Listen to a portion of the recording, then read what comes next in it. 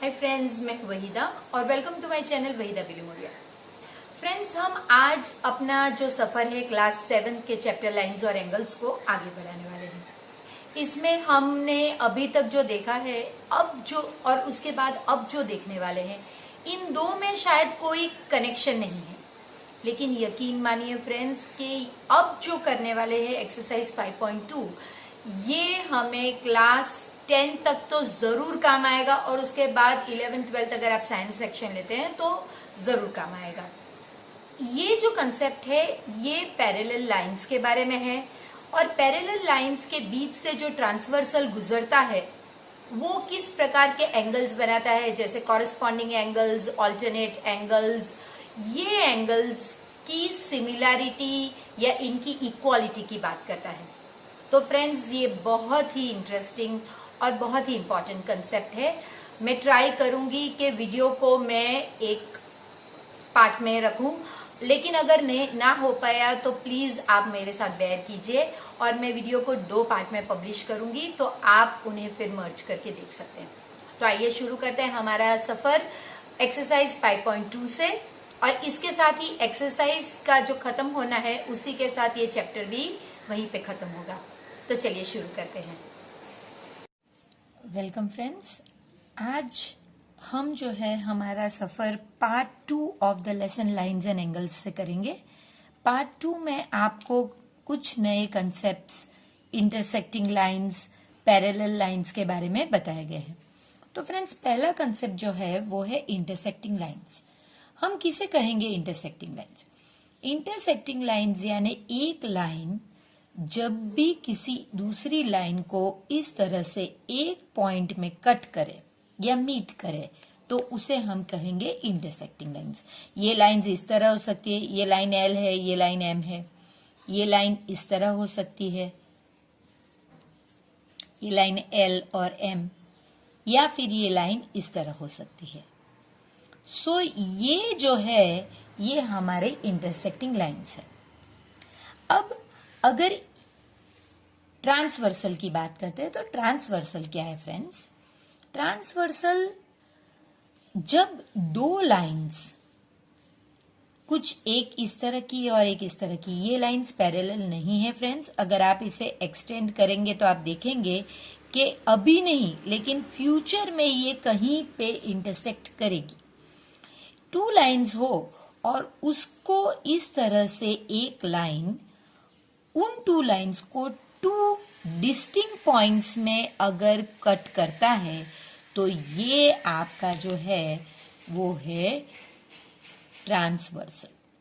तो इसका डेफिनेशन देखते हैं। अ लाइन दैट इंटरसेक्ट्स 2 और मोर लाइंस। देखिए, 2 लाइंस या उससे ज्यादा लाइंस को कोई लाइन अगर इंटरसेक्ट करती है तो ये लाइन, लेकिन इसके लिए कंडीशन एक होनी चाहिए कि ये दोनों लाइन को 2 डिफरेंट पॉइंट्स में इंटरसेक्ट करे, ना कि एक पॉइंट में।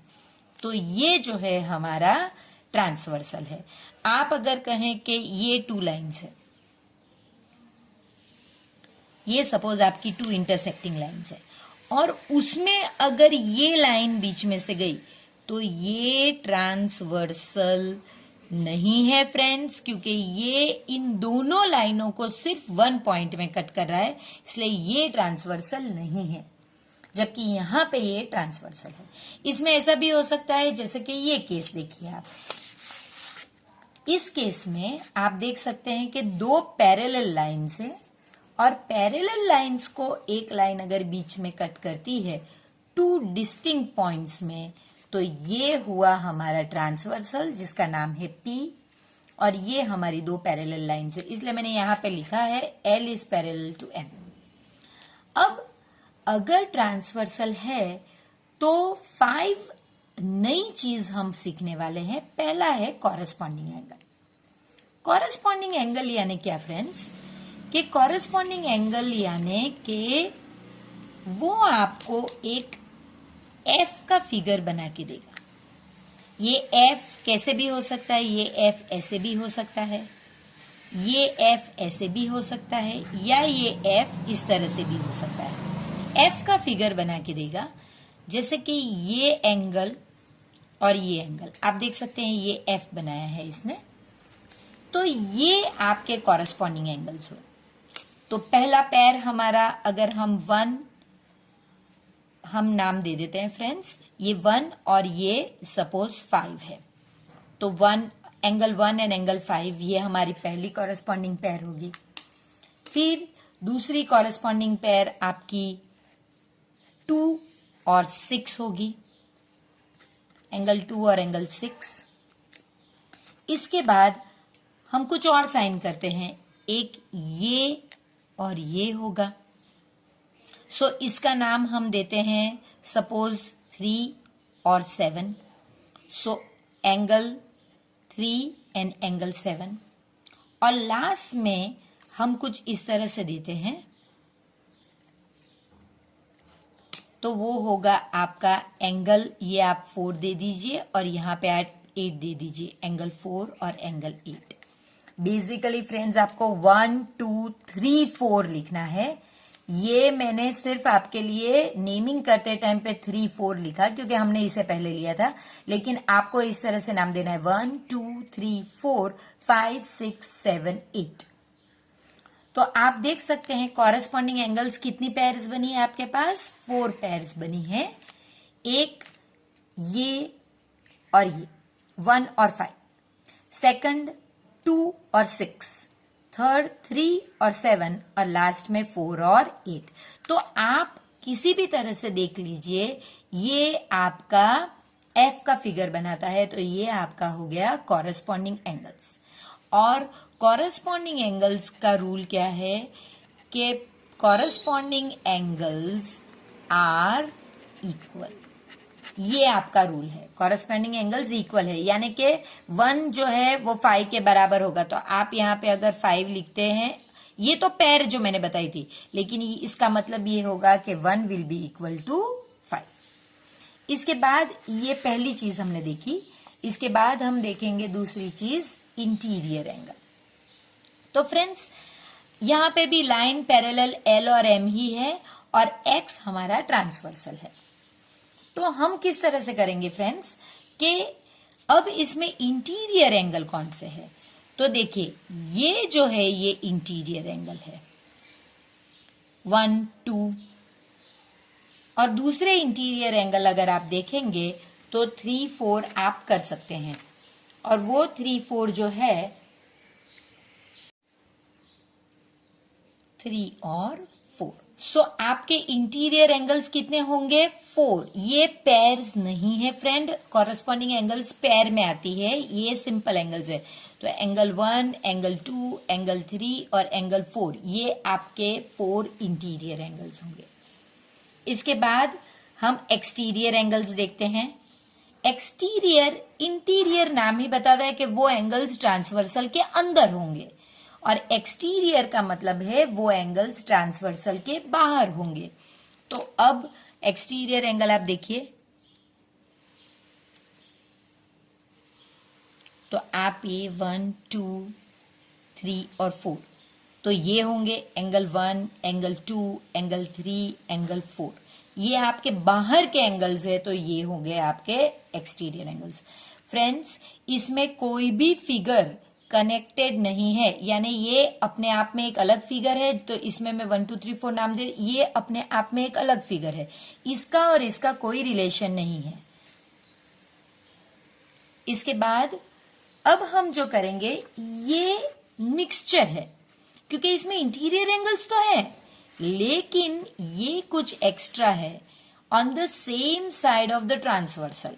यानी अगर ये आपका ट्रांसवर्सल है तो इसके सेम साइड पे, यानी वो 4 जो थे आपके पास उसमें से 2 निकल गए, तो ये आपके होंगे 1 और मानो के 4, तो एंगल 1 और एंगल 4। और दूसरा इंटीरियर एंगल का पेयर कौन सा होगा, जो सेम साइड ऑफ ट्रांसवर्सल, ये भी सेम साइड ऑफ ट्रांसवर्सल है, तो ये होगा आपका 2 और 3। सो एंगल 2 और एंगल 3। मैंने आपको पेन्स अलग कलर में जो यूज की है उसका रीजन ही ये है कि आप फिगर देखें और आप समझ जाएं कि ये एक साइड पे है ट्रांसवर्सल के, तो ये दोनों interior angles on the same side of the transversal है और ये दोनों interior angles on the same side of the transversal है। फ्रेंड्स यहाँ पे मैंने 2-3 स्टार इसके लिए लगाए हैं कि ये जो एंगल्स है इसमें इंपॉर्टेंट चीज क्या है कि जब आप ये दो का मेजर ऐड करेंगे तो वो 180 डिग्री होगा। यानी ये नोट जो इंपॉर्टेंट है, interior angles on same side of transversal are supplementary. यानी अगर आप ये दो देखें तो आप देखेंगे एंगल 1 प्लस एंगल 4 आपका 180 होगा। उसी तरह एंगल 2 और एंगल 3 को जब आप ऐड करेंगे तो 180 डिग्री होगा। तो ये हो गया फ्रेंड्स आपका interior angle on the same side of the transversal. ये थोड़ी थियरी हमारे लिए इसलिए जरूरी थी कि आप जो एक्सरसाइज करोगे उसमें आपको कुछ कंसेप्ट्स पहले से आने चाहिए, तभी आप उस एक्सरसाइज को सॉल्व कर पाओगे। क्योंकि हमने लेसन के ट्राई दिस जो सेक्शन है वो किए ही नहीं है, इसलिए ये जानना जरूरी है। इसके बाद friends, alternate interior angles. Alternate angles दो प्रकार के होते हैं। एक यहां पे पता चले ये ऑल्टरनेट एंगल अंदर होते हैं और ऑल्टरनेट एक्सटीरियर एंगल होंगे तो ये ऑल्टरनेट एंगल बाहर होंगे। तो अब हम वो देखते हैं, ऑल्टरनेट इंटीरियर एंगल और ऑल्टरनेट एक्सटीरियर एंगल। तो पहले में ऑल्टरनेट एंगल्स ऑलवेज जेड का फॉर्म लेते हैं। यानी एक ये जेड किसी भी शेप में, यानी आप किसी भी डायरेक्शन में हो सकता है, लेकिन ये दो एंगल्स होने चाहिए। ये जेड ऐसे भी हो सकता है और ऐसे भी हो सकता है। तो जेड आप रोटेट करके कोई भी डायरेक्शन में रख सकते हैं, लेकिन जेड का फिगर होना चाहिए। तो आप देख सकते हैं फ्रेंड्स, ये आपका पहला जेड। तो अगर ये एंगल 1 है तो ये एंगल 3 है।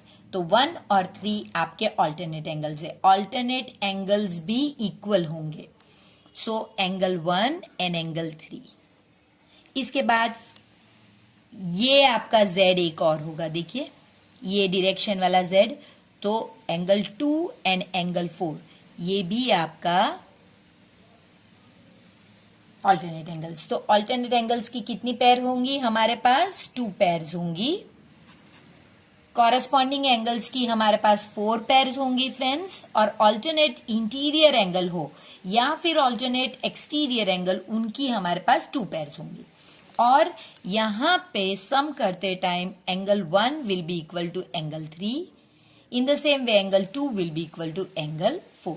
तो alternate angle, corresponding angle same रहेंगे, लेकिन जैसे हमने आगे देखा तो interior angles on the same side of the transversal, उनका मेजर सप्लीमेंट्री होगा। ये 2-3 चीज ही आपको याद रखनी है और ये 10 तक याद रखनी है। सो अगर आपको ये रिवीजन करना है तो आप अभी वीडियो पॉज करके इसे एक बार और रिवाइज करके फिर आगे बढ़िए। इसके बाद हम देखेंगे ऑल्टरनेट एक्सटीरियर एंगल्स। ये एंगल्स कैसी होती हैं तो ये देखते हैं फ्रेंड्स।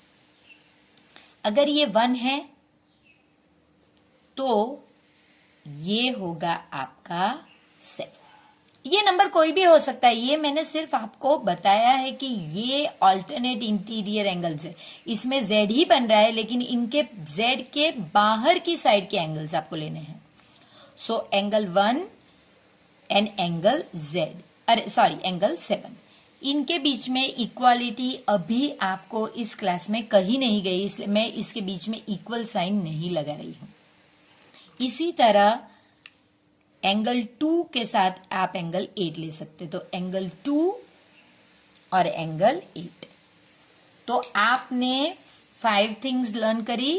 पहला हमने देखा कॉरेस्पॉन्डिंग एंगल्स कि जिसमें हमने 4 पेयर्स ढूंढी, वो इक्वल होते हैं। उसके बाद हमने देखा इंटीरियर एंगल्स जो 4 नंबर में थे, एक्सटीरियर एंगल्स जो भी 4 नंबर में थे, interior angles on the same side of the transversal जो 2 पेयर्स थी और जिनका टोटल 180 था। फिर ऑल्टरनेट एंगल इंटीरियर एंगल्स, तो वो 2 पेयर है और वो इक्वल होंगे। और लास्ट में ऑल्टरनेट एक्सटीरियर यानी बाहर के ऑल्टरनेट एंगल्स, तो वो 2 पेयर है। इनकी इक्वालिटी इस क्लास में आपके साथ डिस्कस नहीं की गई है। अब फ्रेंड्स एक्सरसाइज 5.2 स्टार्ट करते हैं। इसमें इस तरह का फिगर आपको टेक्स्ट बुक में दिया गया है। मैंने फिगर में वही पार्ट लिया है जिसका क्वेश्चन पूछा गया है। पूरी ही एक्सरसाइज में मैंने इसी तरह से किया है ताकि आप अगर फिगर का उतना ही पार्ट देखो तो आपको इजीली अंडरस्टैंड हो सकता है।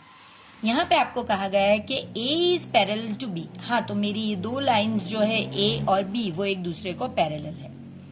तब आपको बताना है एंगल 1 जो यहाँ पे है उसे मैंने सिर्फ उतना ही लिखा कि एंगल 1 और एंगल 5 राइट है। हाँ, तो फ्रेंड्स बिल्कुल राइट है। आप देख सकते हैं ये इस तरह का एफ एक उल्टा एफ का फिगर बनाता है। तो अगर ये फिगर बनता है means yes, because they are, F का फिगर फ्रेंड्स किस में बनता है? Corresponding pair of angles. आपको ये लिखना है यस, ये राइट है क्योंकि ये कॉरेस्पॉन्डिंग है। दूसरा पूछा गया है इफ। अब आपको कहा गया है कि ये इक्वल है, तो आप कह सकते हैं कि ये 2 पैरेलल है। देखिए ये पैरेलल था तो क्या ये राइट है, इस तरह पूछा, और ये उसका उल्टा पूछ दिया गया है कि ये इक्वल है, तो आप कहिए कि ये पैरेलल है। तो हाँ, अगर 4 और 6 जो है वो z का फिगर बना रहे हैं फ्रेंड्स, और इसका मतलब ऑल्टरनेट एंगल, और अगर ऑल्टरनेट एंगल इक्वल है तो फिर वो जो 2 लाइन है वो पैरेलल है। तो हम कहेंगे yes, because angle 4 and angle 6 are alternate interior angles formed by lines A and B. Therefore, A is parallel to B. हमें ये लिखना होगा। अगर आपको लगता है कि ये ज्यादा स्पीड में जा रहा है या फिर ऐसा, तो आप वीडियो पॉज करके भी लिख सकते हैं। इसके बाद थर्ड वन है, आपको कहा गया है कि 4 और 5 को मैं प्लस करती हूँ तो 180 होता है। तो क्या ये 2 पैरेलल है? हाँ बिल्कुल, क्योंकि 4 और 5 interior angles on the same side of the transversal है, और अगर इन 2 का एडिशन 180 होता है तो ये 2 पैरेलल। अगर इनका एडिशन 180 नहीं होता तो ये लाइंस पैरेलल नहीं है। तो हम यही लिखेंगे yes, angle 4 and angle 5 are interior angles on the same side of the transversal. Therefore, A is parallel to B. आप इतना लिख सकते हैं। क्वेश्चन नंबर 2 का पूरा फिगर आप पेज 110 पे देख सकते हैं। उसमें आपको एक ही पैरेलल लाइन और एक ट्रांसवर्सल पे 8 एंगल्स दिए गए हैं। हमें उनमें से कॉरेस्पॉन्डिंग एंगल्स ढूंढने हैं और बाकी का जो भी 4 क्वेश्चंस है, 4 क्वेश्चंस, वो हमें सॉल्व करने हैं।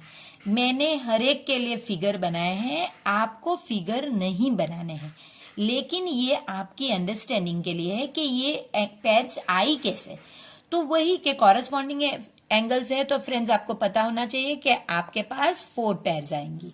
तो वो कौन सी होंगी? देखिए ये पहली एंगल 1 और एंगल 5, ये दूसरी है एंगल 2 और एंगल 6, ये थर्ड पेयर है एंगल 4 और एंगल 8, और ये लास्ट पेयर है एंगल 3 और एंगल 7। आपको सिर्फ यही आंसर्स लिखने हैं, आपको ये पेयर्स को ड्रॉ नहीं करना है, लेकिन मैंने सिंप्लीफाई करने के लिए ड्रॉ करके बताई है। अब आपको सेकंड चीज जो ढूंढनी है वो है alternate interior angles. Alternate angle यानी जेड तो होना चाहिए, इंटीरियर यानी वो अंदर होने चाहिए। तो ये देखिए आप एंगल 3 एंड एंगल 5।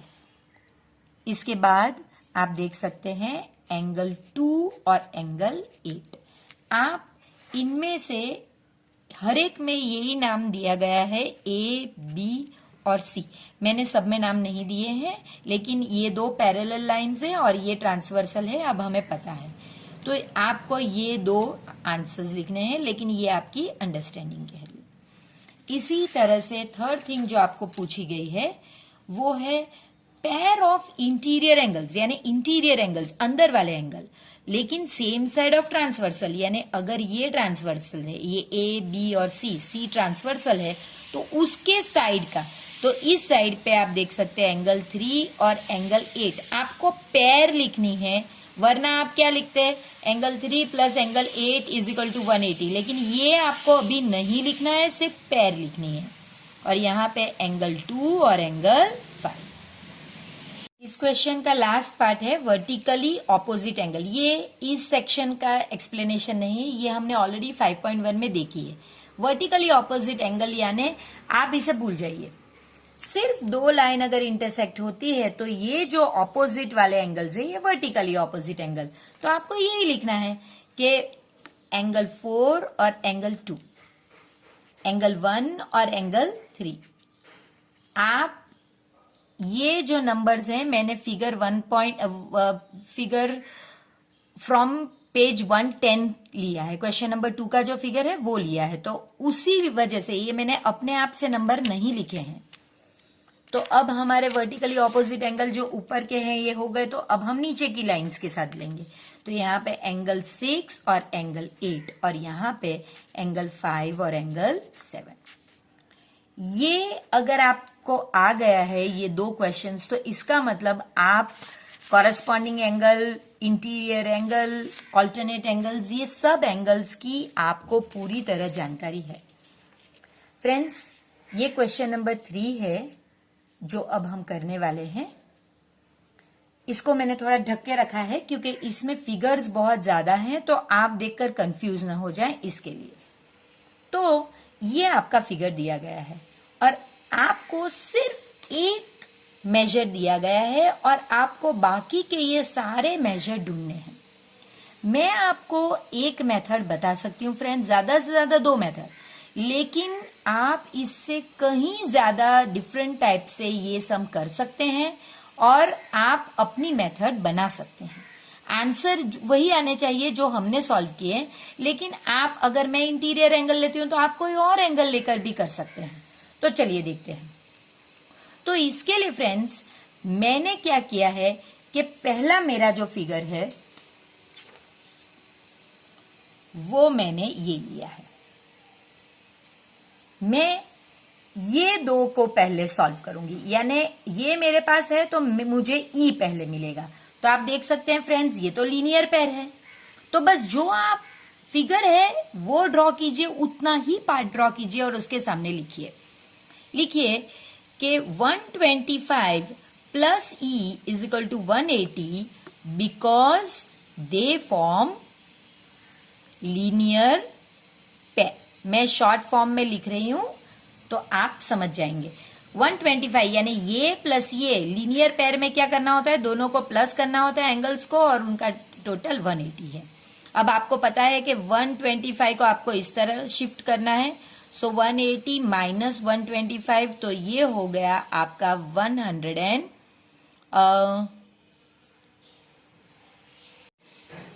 तो ये आपको मिल गया 155 डिग्री। अब आपको जो मिला है उसे मैंने आपको बताया था फ्रेंड्स, आपको जाके यहाँ पे लिख लेना है ताकि आपको कंफ्यूजन न हो कि सॉरी मेरी मिस्टेक है, 55 डिग्री होगा 155 नहीं।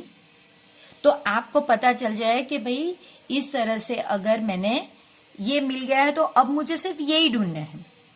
अब आप देख सकते हैं कि ई के साथ बड़ी ही आसानी से हम एफ ढूंढ सकते हैं, क्योंकि ई और एफ जो है हमारे वो वर्टिकली ऑपोजिट एंगल है। तो आपको वो लिखना है angle e is equal to angle f, vertically opposite angle इक्वल होते हैं, तो वो आपको इक्वालिटी लिखनी है कि ये दोनों सेम है, because they are vertically opposite angles. तो वर्टिकली ऑपोजिट एंगल्स। अब आपके पास ई तो आ गया है, ई आपने ऊपर जाके लिख लिया है 55 डिग्री है, सो एंगल एफ, देयरफॉर अब आप सिर्फ ऐसा उल्टा कर दीजिए, एंगल एफ या एफ वो आपका हो गया 55 डिग्री। तो अब आप फिर से ऊपर जाके ये लिख लेंगे कि भाई 55 डिग्री आपको मिल गया है।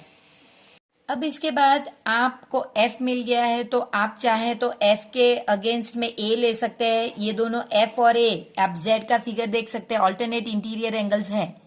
या फिर आप F के साथ इसे ऐड करके 180 करके interior angles on the same side of the transversal भी कर सकते हैं।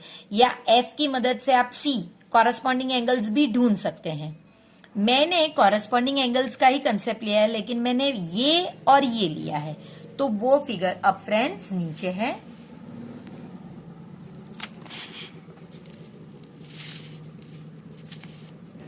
इसमें हमने यही कंसेप्ट लिया है। देखिए ये आपका F बन गया, सो ये और ये, तो यहां पे हम लिखेंगे 125 कॉरस्पॉन्डिंग एंगल्स इक्वल होते हैं फ्रेंड्स, इज इक्वल टू आप D लिख सकते हैं या फिर angle D, because they are corresponding angles, therefore D is equal to 125। तो आपको D 125 मिला, आप जाकर यहाँ पे लिख सकते हैं, ओरिजिनल फिगर में आपने लिख दिया कि भाई D मुझे 125 मिल गया।